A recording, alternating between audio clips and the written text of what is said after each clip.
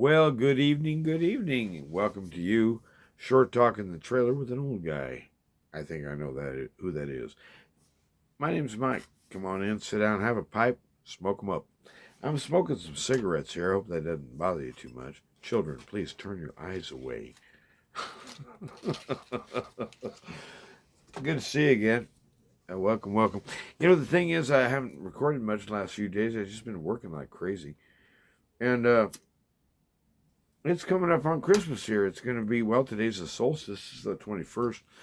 So I guess this is supposed to be the shortest day of the year in terms of sunlight if you happen to live in the northern hemisphere. However, if you're living in Australia or Johannesburg or somewhere, South Pole, this is the longest day of the year for daylight. So anyway, we're going to start gaining a little bit here and there, and very slow at first. Oh, kind of like molasses in the winter. And but I do look forward to the solstice. To me it's a good sign. I've already told you this. I have such a wimp around cold weather. It's like, I remember I was in Alaska when I was in the military, and we were talking minus 52 degrees Fahrenheit, and I really don't know what that is Celsius, but anyhow, it was awfully blasted cold. And I mean, seriously, we were wearing what they called, and they issued us gear. I mean, parkas and stuff, and mucklucks. Muckluck, in my opinion, was an oversized tennis shoe. But anyway, never mind that. Mucklucks could keep your feet warm if you could keep your feet dry. If your feet get wet, if they get sweaty, because they work a little too good. I mean, the mucklucks keeping you warm. Well, guess what? You got sweaty feet, gets them socks wet. Now they've turned into inverse shoes. So we used to go out in the wintertime, and when I was up there, and look at the Aurora Borealis and all that good stuff overhead. And that year, I guess that was must have been the winter of '77, and the end of '77, early '78, and I remember that aurora kind of hovering right over us, directly above us. Boy, that was a sight. Because you always think of the aurora as this kind of curtainy looking thing that kind of looks a little bit like the bottom of a curtain that's in a real light breeze, just kind of slowly undulating along, different colors and stuff, and real nice to look at. But I think it has to do with solar input from the magnetic sphere, something or other. I think it's solar stuff being captured by the magnetosphere, but I don't really know about that. Anyway, the short version is, boy, did I hate that cold.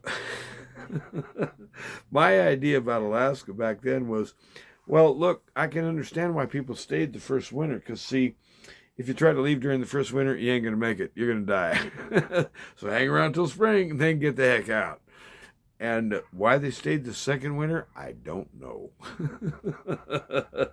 But I have a good friend up north named Rob. He's a good guy. Sure admire that chap. He's real clever and funny too. Yeah, he's just good people to be around.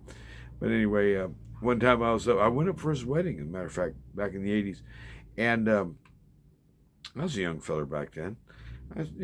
Got on an airplane, and flew around the country, kind of thing. And a place called Cloquet, Minnesota. It's up north near Duluth.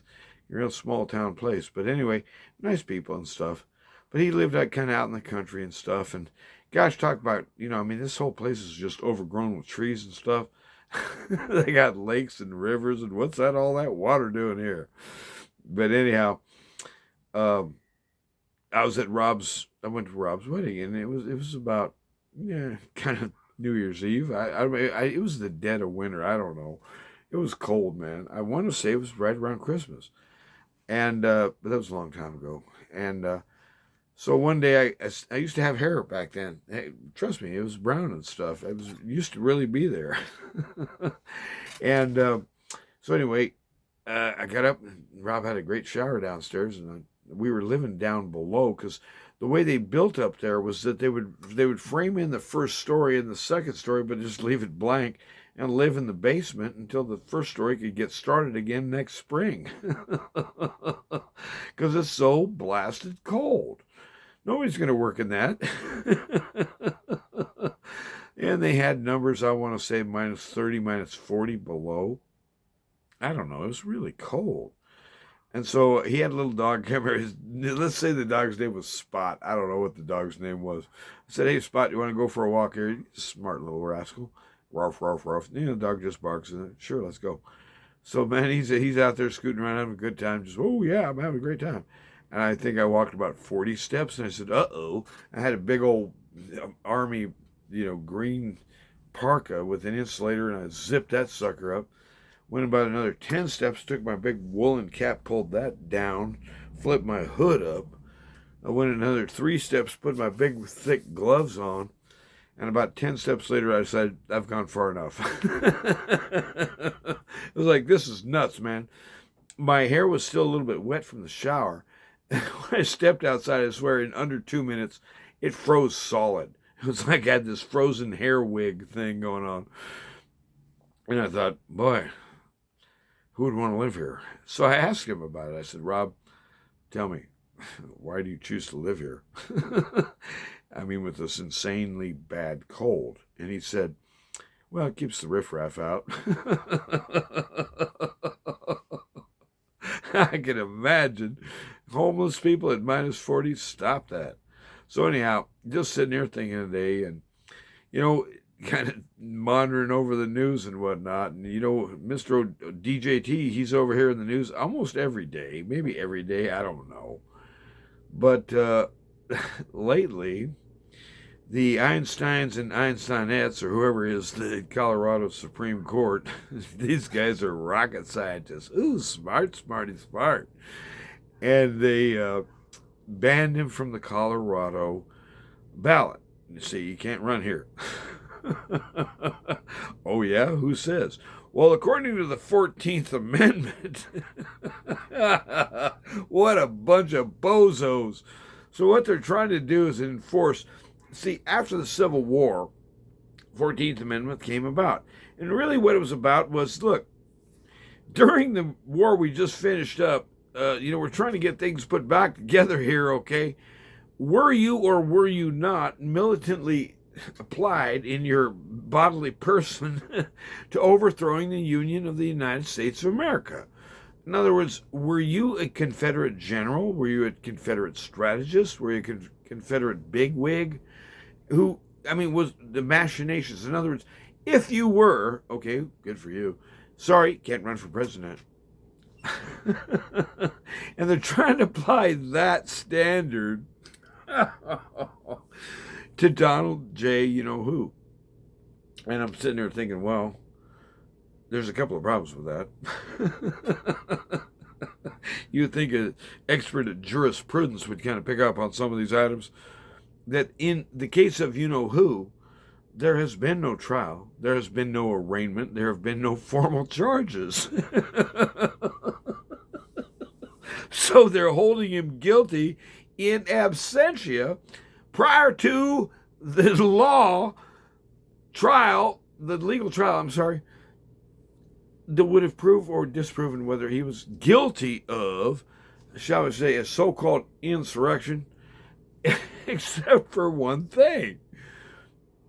We have films now. In fact, we had them within the spring of 2020. In fact, I have a good friend of mine who was fired by the local university, NMSU, those communist bastards, and they fired him. You know why? Because he was showing video from that day showing police escorts calmly asking people, come on in, as they're milling around inside the buildings there. Yeah, there's a little bit of vandalism, some knuckleheads and stuff, but they call it an insurrection. Oh my gosh. Anyway, since when do insurrections have, as a sort of a standard feature, just curious to know, officers of the state which being insurrected upon, showing people, come on in here. I'm keeping my baton and my gun and my belt. Yeah, we're warm and friendly. Come on in. We're the cops. You're the peoples. And that was an insurrection, see? Oh, my God. These people, they make me ill. They make me mentally sick to my stomach. I mean, they've stooped so low. The idea of even logic and just basic reasonableness just kind of falls off. So there's something about this other mind here. They call it woke. I don't know if it's woke or not. It looks to me like they're dumbass total asleep. Woke, I'd hate to see what it looks like when they're asleep. Because, I mean, my gosh, the crap that comes out of these people's minds and heads, it'll make you crazy. It's like from a parallel universe. They want to convict a man of a crime that he's never been convicted of or even accused of formally. And then on the basis of that, disqualify him as a U.S. candidate. Now, I suggest here there may be an agenda involved. There may be a little bit of an agenda involved. Oh, you people, ugh.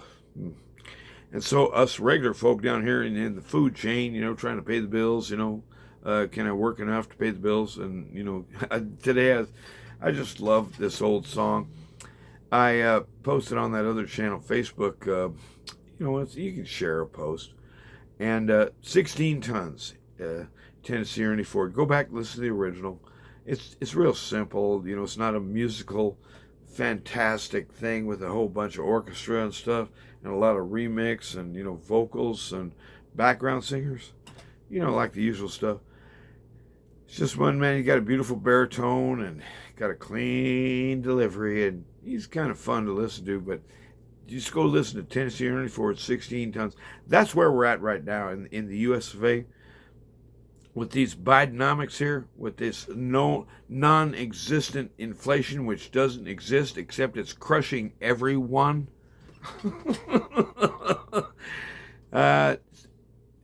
Lord, don't call me. Why? Because I owe my soul to the company store. This idea that you're going to work and work and work and work and work and work, and guess what? Net result, you're in debt. You can't get out of debt. And by golly, I just kind of feel that this way. Of course, every Christmas, every December, I have the same feeling for years and years now. It's like, boy, you thought November was bad for money. You thought October was bad for money. You hold my beer. December comes along and just whacks you real good with bills. And it's just like, where'd that come from? Well, this time I got whacked good. And I frankly don't understand it at all. It involves a Visa credit card. On December the 11th, I paid a bill of over $3,000. I verbally agreed to pay the bill. Well, at that point, it didn't mention, since 14 November, you've also got an accrued $2,600. What? So I asked, how much do I owe? It said $3,017.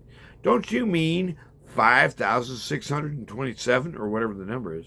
No, it didn't. It didn't know that somehow. So anyway, 10 days later, here it is. Well, actually, really isn't 10. Well, it's 10. Today's the 21st.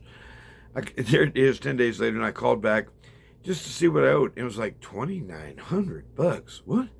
But I paid it down to zero 10 days ago. What's that about? So I called the customer service, and my gosh, I have no idea what this girl's talking about. She told me that until November, when I paid the bill on the 11th of December, it only cleared as far as 14 November. What? And all charges accruing 15 November and later were not mentioned in the 11 December billing. And I thought, wait a minute, how come it is you guys don't know how much I owe you? I asked, how much do I owe you? Why did you say 3,000? Don't you mean 5,600? Or whatever. I did my math. So I'm going to go sit down with my banker friend tomorrow if I can make friends. But the thing is, of course, everybody's going to want to get off early because it's the Friday before Christmas. So if I can make it in, I'll sit down, have a little chit-chat, because I still can't justify in my mind. I know I had some big purchases back then, but that means that in the last 2 months, I've paid out over $6,000. I mean, close to it, on that credit card. What did I buy? Because I don't remember walking away with $6,000 worth of stuff. I'll stop in here and get a beer, stop in there and get some cigarettes. It kind of $30 a day, somewhere in there. And I'm kind of going, but wait a minute, that's showing more than $100 a day, 60 days in a row. What's going on? So I think I'm going to sit down and have a chit-chat, because I tried to figure out whether the darn card's been compromised. And the lady, I mean, she wasn't exactly, shall we say, the best customer representative in the world. And she honestly I don't think she understood what I was trying to ask her. How did this happen? But that's where you and I are at right now, and it's only going to get worse. We're going to have to live basically off credit because that's the way the system works. But be thrifty, budget yourself, keep yourself within bounds. Don't go buy big stuff you don't need. Things are already bad enough. Don't make it worse. I mean, for yourself. But anyhow, I'm just sitting here looking at kind of this stuff and thinking, well, so the Colorado Supremes think that they can ban him from their state. You know what they did? They gave him a huge boost. Across the nation and across the world, people are sympathizing with who? Mr. DJT or you frauds in dresses. It's with DJT. This guy, I mean, he's not a saint. He's not the best thing ever, but by golly, he's a phenomenon. You got to admire the guy. And I just so loved hearing from Vivek Ramaswamy recently. He got on board and he said, hey, you know what? You guys want to ban him in Colorado? Then guess what? I'm off the ballot in that state too. I will not run in the state of Colorado. This is Vivek. He said, look, that ain't even American. That ain't even realistic. That's nothing but criminal. Well, of course, he didn't say it that way.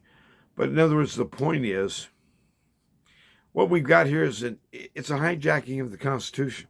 And guess who's behind it? DNC. Does that rhyme with anything you remember? Well, it's only going to get worse than the big media and the big tech and all the censorship and crap. Yeah, and their lies and their lies and their lies and their lies. But guess what? You've got a new source of information, the 66. We're going to call it the good book. Go read your Bible. Read and meditate upon the Word. In the Word, He will say things to you like, behold, I'm coming to judge and to sweep all life off the face of earth in my holy wrath. He's talking about coming down here to burn down reality. That's what you need to pay attention to. All this hokey pokey with the liars and the swindlers and the perverts and what's going on with Epstein. We might find some names sometime. Don't hold your breath. Things crooked as the day is long is what it is. But you hold true. You hold your ground. You expand your territory. You make sure integrity rules where you live. And you say no to cowards and lies and fraud. And you say yes to families and God and wholesomeness. Real life. Life that makes sense. Life that's worth living. Have a happy Christmas. Christmas doesn't mean a whole lot to me, one way or another. I've been single all my life. If you don't have little kids around for Christmas, well, you don't have them around. And I never wanted to have little kids because I thought, well, I'm just going to mess them up too. But think about it. If you're single and you're all alone, Christmas could be real depressing. And for me, a lot of times it really was. But now I kind of learned how to kind of stabilize through it. And here's how you do it. If you're looking for help during Christmas, and if you're single like me, think about it this way. Think of Mark Twain. Did I change the subject? No. Think of Mark Twain. Imagine that he was he really was and is an excellent author. I mean, I love this guy's writing. Super clever, good writing. But anyway, and he knows how to tell a story too. And that counts. But the point is, if you can imagine him being such an excellent writer that he wrote himself into his own books. He showed up in Mark Twain. He showed up on Life on the River or whatever his books are called. Mark shows up, talks to Tom, talks to Huck, says, hey, guess what? I'm your author. I'm the guy that wrote this book. Well, how are they ever going to recognize him? Well, they won't and they can't. Unless he wrote that in too on page 104. So our king, he governs everything. He's good and wise. And he controls everything that actually happens. I mean, in reality. And so don't you give up. Don't you fret. Don't become a pessimistic, naysayer. Be on the right side and say, you know what? Jesus can make chicken soup out of anything and feed his children. He can take rocks and turn them into bread if he had to. But he's the supplier, he's the source, and he's the goal. So right at the bottom of everything, what we really want to say is, if you had a Merry Christmas, if you did, I mean, really, and I hope you do, wouldn't it be about remembering that the weirdest thing in the world that ever happened? And we have the story. The Almighty Maker of what is, what was, and what shall be, the Holy One of Israel, the King of Kings, the Lord of Lords, the Almighty God himself. Hi, how you doing? Steps into his own world as one of his own creatures, except he's not fallen. That's the difference. He ain't sinning. He isn't wrecked on the inside like you and me. And he makes all the difference. Trust me, 100%. And Christmas is the time to remember he's the gift to you. He's the gift that came down from on high. He's the gift who sacrificed his life and his blood, surrendered his body out of love and loyalty to the Father. He makes all the difference. Remember that on Christmas and flourish. Amen.